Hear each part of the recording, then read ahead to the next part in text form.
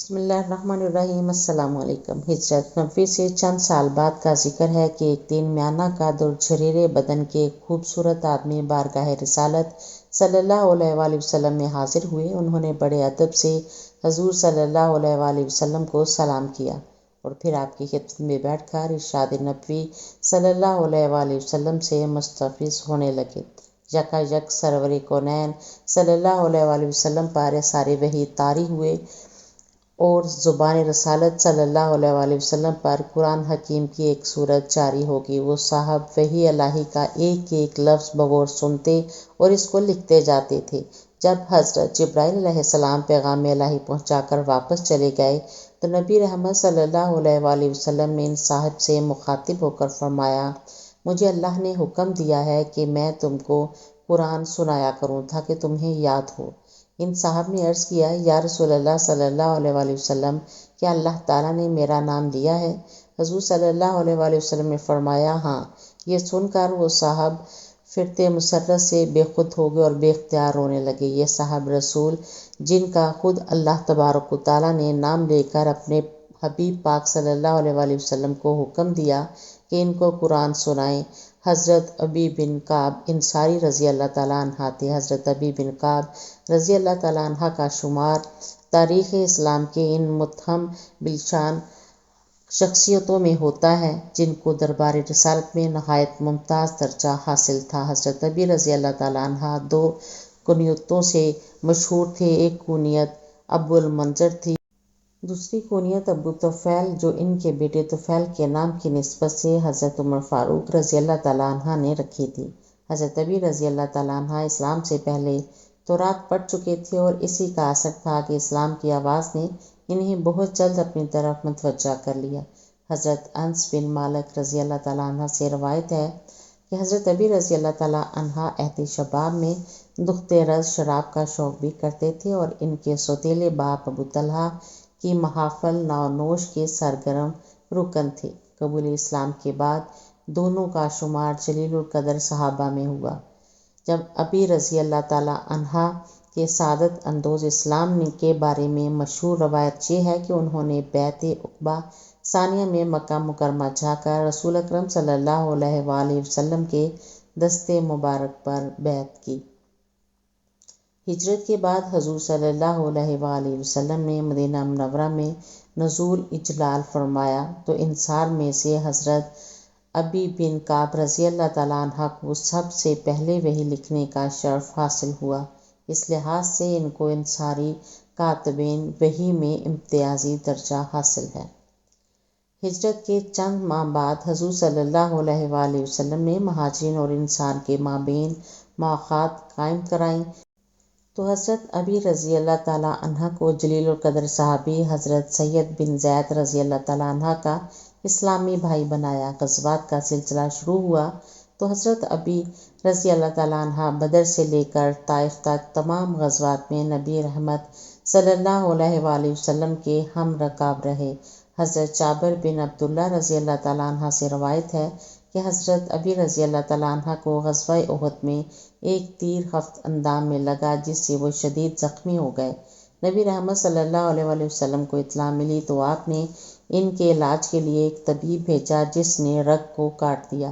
حضور صلی اللہ علیہ وآلہ وسلم نے اس رگ کو اپنے ہاتھ سے داغ دیا اور حضرت ابی رضی اللہ تعالیٰ عنہ کا زخم جلد ہی مندمل ہو گیا۔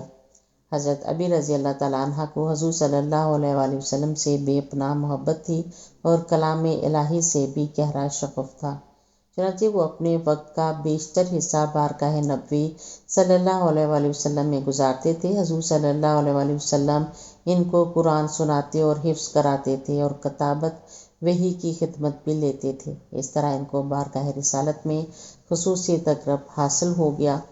قرآن حکیم سے حضرت ابی رضی اللہ تعالیٰ عنہ کا غیر معمولی شغف اس قدر مقبول ہوا کہ خود ذات باری تعالیٰ نے حضرت ابی رضی اللہ تعالیٰ عنہ کا نام لے کر رسول صلی اللہ علیہ وآلہ وسلم سے فرمایا کہ ان کو قرآن سنایا کریں۔ ارشاد ربانی کے مطابق حضور اکرم صلی اللہ علیہ وآلہ وسلم نے حضرت ابی رضی اللہ تعالیٰ عنہ کی تعلیم پر خاص توجہ فرمائی۔ جس کا نتیجہ یہ ہوا کہ وہ قرآن حکیم کے حافظ اور قرآنی علوم و معارف کے بہت بڑے عالم بن گئے۔ ان کی قرأت حضور صلی اللہ علیہ وآلہ وسلم کو اس قدر پسند تھی کہ ایک مرتبہ آپ صلی اللہ علیہ وآلہ وسلم نے فرمایا کہ لوگوں میں سب سے بڑے قاری ابی بن کعب ہیں۔ ایک دفعہ حضور صلی اللہ علیہ وآلہ وسلم نے حضرت ابی رضی اللہ تعالیٰ عنہ سے دریافت فرمایا کہ قرآن میں کون سی آیت بے انتہا عظمت کی حامل ہے؟ حضرت ابی رضی اللہ تعالیٰ عنہ نے عرض کیا، آیت الکرسی۔ ان کا جواب سن کر حضور صلی اللہ علیہ وآلہ وسلم بہت خوش ہوئے اور فرمایا، ابھی تمہیں یہ علم مسرور کرے۔ حضور صلی اللہ علیہ وآلہ وسلم نے حضرت ابی رضی اللہ تعالیٰ عنہ کو اجازت دے رکھی تھی کہ وہ جو چاہیں اور جب چاہیں آپ صلی اللہ علیہ وآلہ وسلم سے پوچھیں۔ چنانچہ وہ بڑی آزادی کے ساتھ فیضان نبوی سے خوب فیض یاب ہوتے تھے۔ بعض اوقات نبی رحمت صلی اللہ علیہ وآلہ وسلم ان کو بغیر پوچھے بھی قرآن و حکیم کے اسرار و رموز سے آگاہ فرماتے تھے۔ خود حضرت ابی رضی اللہ تعالیٰ عنہ سے روایت ہے کہ رسول اللہ صلی اللہ علیہ وآلہ وسلم نے فرمایا کہ ابھی کیا میں تجھ کو ایسی صورت نہ بتاؤں جو نہ تورات میں ہے، نہ زبور میں، اور نہ انجیل میں، اور نہ قرآن ہی میں اس جیسی اتاری گئی؟ میں نے عرض کیا، بے شک ضرور بتائیے۔ آپ صلی اللہ علیہ وآلہ وسلم نے فرمایا، بے شک میں امید کرتا ہوں کہ تو اس دروازے سے نکلنے نہ پائے گا یہاں تک کہ تو اس کو جان جائے گا۔ اس کے بعد آپ صلی اللہ علیہ وآلہ وسلم کھڑے ہو گئے اور میں بھی آپ صلی اللہ علیہ وآلہ وسلم کے ساتھ کھڑا ہو گیا۔ آپ صلی اللہ علیہ وآلہ وسلم مجھ سے بات کر رہے تھے اور میرا ہاتھ آپ کے ہاتھ میں تھا، تو میں نے پیچھے ہٹنا شروع کیا اس خوف سے کہ آپ صلی اللہ علیہ وآلہ وسلم اس صورت کی خبر دینے سے پہلے ہی دروازے سے باہر نہ چلے جائیں۔ جب میں دروازے کے قریب ہوا تو میں نے عرض کیا، یا رسول اللہ صلی اللہ علیہ وآلہ وسلم، وہ صورت جس کا آپ نے مجھ سے وعدہ فرمایا ہے۔ آپ صلی اللہ علیہ وآلہ وسلم نے فرمایا کہ جب تم نماز پڑھنے کے لیے کھڑے ہوتے ہو تو کس طرح پڑھتے ہو؟ میں نے سورۃ فاتحہ پڑھی۔ آپ صلی اللہ علیہ وآلہ وسلم نے فرمایا، وہ سورت یہی ہے اور یہ سبع مثانی ہے جس کے بارے میں اللہ تعالیٰ نے کہا ہے، اور ہم نے آپ کو 7 آیتیں دی جو دہرائی جاتی ہیں اور قرآن عظیم دیا۔ حضور صلی اللہ علیہ وآلہ وسلم کو حضرت ابی رضی اللہ تعالیٰ عنہ کے حفظ قرآن اور حافظہ پر پورا اعتماد تھا۔ اس کا اندازہ اس واقعہ سے کیا جا سکتا ہے کہ ایک دفعہ حضور صلی اللہ علیہ وآلہ وسلم فجر کی نماز پڑھاتے ہوئے ایک آیت پڑھنا بھول گئے۔ نماز سے فارغ ہو کر حضور صلی اللہ علیہ وآلہ وسلم کو خود اس آیت کا خیال آ گیا۔ صحابہ سے پوچھا کہ کسی نے میری قرأت پر خیال کیا تھا؟ تمام صحابہ خاموش رہے، لیکن حضرت ابی بن کعب رضی اللہ تعالیٰ عنہ نے فوراً عرض کیا، یا رسول اللہ صلی اللہ علیہ وآلہ وسلم، آپ نے فلاں آیت نہیں پڑھی، کیا یہ منسوخ ہو گئی ہے یا سہواً ترک ہو گئی ہے؟ حضور صلی اللہ علیہ وآلہ وسلم نے فرمایا، نہیں، میں پڑھنا بھول گیا تھا، میں جانتا تھا کہ تمہارے سوا اور کسی کا دھیان اس طرف نہ گیا ہوگا۔ نبی رحمت صلی اللہ علیہ وآلہ وسلم کا صحاب لطف و کرم حضرت ابی رضی اللہ تعالیٰ عنہ پر ایسا جھوم کر برسا کہ وہ عہد رسالت میں ہی مسند درس پر فائز ہو گئے۔ لوگ ان سے قرآن پڑھتے اور مختلف مسائل دریافت کرتے تھے۔ مشہور صحابی حضرت طفیل بن عمرو دوسی رضی اللہ تعالیٰ عنہ نے حضرت ابی بن کعب رضی اللہ تعالیٰ عنہ سے قرآن پڑھا تو انہوں نے ایک کمان ہدیہ پیش کی۔ حضرت ابی رضی اللہ تعالیٰ عنہ اس کو لگا کر بارگاہ نبوت میں حاضر ہوئے تو حضور صلی اللہ علیہ وآلہ وسلم نے پوچھا، ابھی یہ کمان کس نے دی ہے؟ عرض کیا، طفیل بن عمرو دوسی نے، میں نے اسے قرآن پڑھایا ہے۔ حضور صلی اللہ علیہ وآلہ وسلم نے فرمایا، اس کو واپس کر دو ورنہ یہ جہنم کے ایک ٹکڑے کا کلاوہ بن جائے گی۔ انہوں نے عرض کیا، یا رسول اللہ صلی اللہ علیہ وآلہ وسلم، ہم اپنے شاگردوں کے ہاں کھانا بھی تو کھا لیتے ہیں۔ حضور صلی اللہ علیہ وآلہ وسلم نے فرمایا، وہ کھانا بطور خاص تمہارے لیے تیار نہیں کیا جاتا، اگر تم کھانے کے موقع پر پہنچ گئے اور اس میں شریک ہو گئے تو اس میں کوئی حرج نہیں، لیکن جو چیز خاص تمہارے لیے تیار کی جائے اگر تم اس کو استعمال کر لو تو اپنی آخرت کے اجر کو ضائع کرو گے۔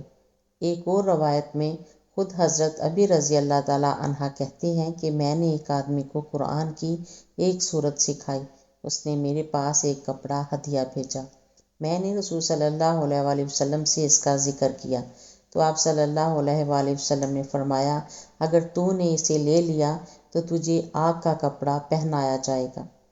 حضرت ابی رضی اللہ تعالیٰ عنہ نبی رحمت صلی اللہ علیہ وآلہ وسلم کے ارشادات کا ایک ایک لفظ بغور سنتے تھے اور اس کو ہر جان بنا لیتے تھے۔ ایک دفعہ بارگاہ رسالت میں حاضر تھے کہ ایک شخص نے حضور صلی اللہ علیہ وآلہ وسلم سے سوال کیا، یا رسول اللہ صلی اللہ علیہ وآلہ وسلم، ہم لوگ جو بیمار ہوتے ہیں یا دوسری تکلیفیں اٹھاتے ہیں اس میں بھی کچھ ثواب ہے؟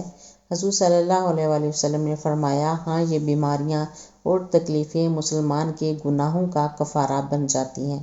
حضرت ابی رضی اللہ تعالیٰ عنہ نے پوچھا، یا رسول اللہ صلی اللہ علیہ وآلہ وسلم، کیا معمولی تکلیفیں بھی گناہ کا کفارہ ہو جاتی ہیں؟ فرمایا چھوٹی چھوٹی تکلیفیں کیا، مسلمان کو ایک کانٹا بھی چبھ جائے تو وہ اس کے گناہ کا کفارہ بن جاتا ہے۔ یہ سنتے ہی جوش ایمان کی کیفیت یہ ہوئی کہ بے ساختہ زبان پر یہ دعا جاری ہو گئی، الہی میں ہمیشہ بخار میں مبتلا رہوں مگر نماز باجماعت، حج، عمرہ اور جہاد کے قابل رہوں۔ یہ دعا فوراً در اجابت پر پہنچ گئی۔ اہل سیر کا بیان ہے کہ اس کے بعد حضرت ابی رضی اللہ عنہ کو ہمیشہ بخار رہتا تھا، جو بھی انہیں چھوتا اسے بخار محسوس ہوتا۔